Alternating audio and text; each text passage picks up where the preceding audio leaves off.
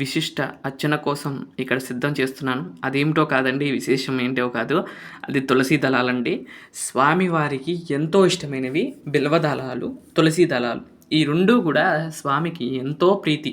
అలాంటి వాటితో అర్చన చేయటం అంటే ఇంకా స్వామి ఎంత పొంగిపోతారో కదండీ!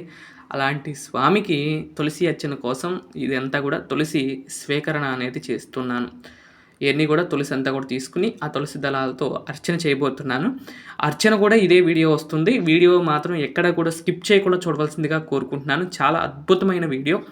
ఈరోజు మరి ముఖ్యంగా శ్రవణ నక్షత్రము అష్టమితో కూడి వచ్చింది. చాలా విశేషమైనది ఈరోజు. ఈ రోజున స్వామిని ఎవరైతే ఆరాధిస్తారో వారందరికీ కూడా సకల పుణ్యాలు కలుగుతాయి. ఆ స్వామివారు ఈ యొక్క కలియుగంలో స్వామివారు ఆవిర్భవించిన రోజును మనం శ్రవణ నక్షత్రంగా భావిస్తాం. శ్రవణ నక్షత్రం అంటే స్వామి జన్మ నక్షత్రంగా భావిస్తాం. కాకపోతే స్వామి కలియుగంలోకి వచ్చిన రోజుగా, ఈ భూలోకానికి వచ్చిన రోజుగా కూడా చెప్తూ ఉంటారు. సందర్భంగా స్వామివారికి ఉదయం ప్రాతకాల తిరువారాధనలో భాగంగా ఇక్కడ మనం ఈ 4 మూర్తులకు ప్రతిరోజు కూడా ప్రతినిత్యము కూడా అభిషేక కార్యక్రమాలు అయితే జరుగుతాయి. వాటిలో భాగంగా ముందుగా ఆ అభిషేకాన్ని మీరు ఇక్కడ చూస్తున్నారు. ఇక్కడ జలాభిషేకం మాత్రమే చేస్తూ ఉంటాం. ప్రతిరోజు కూడా ఉదయం జలాభిషేకం జరుగుతుంది. ఈ నలుగురికి కూడా నిత్య పూజలో చేస్తూ ఉంటాము. ఇక్కడ ఫస్ట్ కనపడుతుంది దుర్గా అమ్మవారు, శ్రీచక్రంతో కూడి దుర్గా అమ్మవారు, తర్వాత వినాయక స్వామివారు, ఆయన భోగ శ్రీనివాస స్వామివారు, ఆ పక్కన శ్రీ దుర్గా మల్లేశ్వర స్వామివారు ఈ విధంగా వేంచేసి ఉండగా, నిత్యము ఉదయము కూడా తిరువారాధనలో భాగంగా అభిషేక తిరుమంజన కార్యక్రమం చేసి చందనము కూడా అలంకరించి తర్వాత పుష్పాలంకరణ అనేది చేస్తూ ఉంటాను. వాటిలో భాగంగా ఇక్కడ ప్రతినిత్యం కూడా ఈ విధంగా ఈ విగ్రహాలకు అభిషేక కార్యక్రమాలంతా కూడా చేసుకుని ఈ విధంగా సమర్పించిన తర్వాత పుష్పాలు కూడా సమర్పిస్తానండి. ముందుగా ఏ పువ్వు పెట్టినా కూడా ముందుగా వినాయకుడికి పెట్టి తర్వాతే మిగతా దేవుళ్ళకి కూడా పెడతాను. అందుకని మధ్యలో వినాయక స్వామివారిని పెడతాను. అభిషేకంలో ఉన్నప్పుడు మాత్రం నలుగురు కింద ఉంటారు. అభిషేకం అయిపోయిన తర్వాత స్వామివారు పైన ఉంటారు. తర్వాత ఇక్కడ తులసి దళార్చన ప్రారంభించాము. చూడండి, తులసి దళాలతో స్వామివారికి ఒక్కొక్క దళంతో స్వామి పూజ చేస్తున్నాను. చూడండి ఎంత అద్భుతంగా ఉంటుందో వీడియోని ఇక్కడ స్కిప్ చేయకుండా చూడవలసిందిగా కోరుకుంటున్నాను. ఇక్కడ నుండి కూడా ఒక పాట వస్తుంది, వింటూ స్వామివారి యొక్క తులసి దళార్చన వీక్షించి స్వామివారి యొక్క కృపకు పాత్రలు కాగలరని నేను మనస్ఫూర్తిగా కోరుకుంటున్నాను.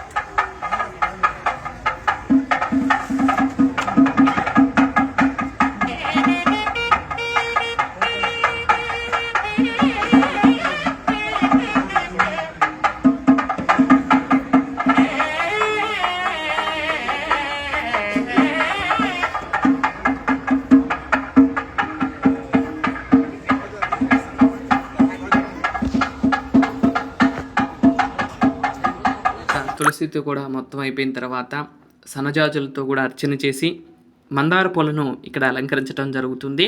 చూడండి, స్వామివారి యొక్క అద్భుత దర్శనాన్ని ఇక్కడ కలిగిస్తూ ఉన్నారు. స్వామి కలియుగ ప్రత్యక్ష దైవం వెంకటేశ్వర స్వామి వారు ఇక్కడ మనకు పుష్పాలంకరణలో ఆ యొక్క తులసి దళార్చనలో మనకి అనుగ్రహాన్ని ఇస్తూ మనందరికీ కూడా దివ్య అనుగ్రహాన్ని కలిగిస్తూ ఉన్నారు. చూడండి, దీపాల కాంతుల్లో స్వామి దర్శనం సర్వపాపహరణం లాంటి స్వామివారికి తులసి దళార్చన కార్యక్రమం అనేది అంగరంగ వైభవంగా జరిపించడం జరిగిందండి. మీరు కూడా వీక్షించి స్వామివారి యొక్క కృపకు పాత్రలు కాగలరని నేను మనస్ఫూర్తిగా కోరుకుంటున్నానండి. ఈ విధంగా తులసి దళార్చన అంతా కూడా చేయడం జరిగింది. ఈ తులసిని తీసేసేటప్పుడు కూడా ఎలా తీస్తారనేది కూడా నేను వీడియో పెడతాను. తప్పకుండా వీడియోని ఎక్కడ కూడా స్కిప్ చేయకుండా చూడవలసిందిగా నేను కోరుకుంటున్నాను. అంత అయిపోయినాక ధూపము, దీపము, నైవేద్యము సమర్పించి కర్పూర దివ్యమంగళ నీరాజనాలతో స్వామివారికి ఈ యొక్క తిరువారాధన అంతా కూడా పూర్తవుతుంది. శనివారం శ్రవణ నక్షత్రం సందర్భంగా చేసిన పూజా కార్యక్రమం ఎలా అనిపించిందో తప్పకుండా కామెంట్ చేయవలసిందిగా నేను కోరుకుంటూ, వెంకటేశ్వర స్వామి వారి యొక్క ఆశీస్సులు మరొకసారి మీ అందరి మీద ఎల్లప్పుడూ ఉండాలని నేను మనస్ఫూర్తిగా కోరుకుంటున్నాను. చూసారా, స్వామి ఆ రూపం చాలా అద్భుతంగా ఉంటుందండి. ఇప్పుడు కర్పూర హారతి ఇస్తున్నాను చూడండి. శ్రీకాంతాయ కళ్యాణ నిదయే నిదయేతినాం శ్రీ వెంకట నివాసాయ శ్రీనివాసాయ మంగళం అంటూ మంగళహారతి పాడుతూ స్వామివారికి మంగళహారతి అంతా కూడా ఇవ్వటం జరిగిందండి. ఇదండి ఈరోజు వీడియో. మీకు ఈ వీడియో కనుక నచ్చినట్లయితే లైక్ చేయండి, షేర్ చేయండి, సబ్స్క్రైబ్ చేయండి. మరొక మంచి వీడియోతో రేపటి వీడియోలో కలుస్తాను. అంతవరకు సెలవు, నమస్కారం. ఓం నమో వెంకటేశాయ, ఓం నమో నారాయణాయ.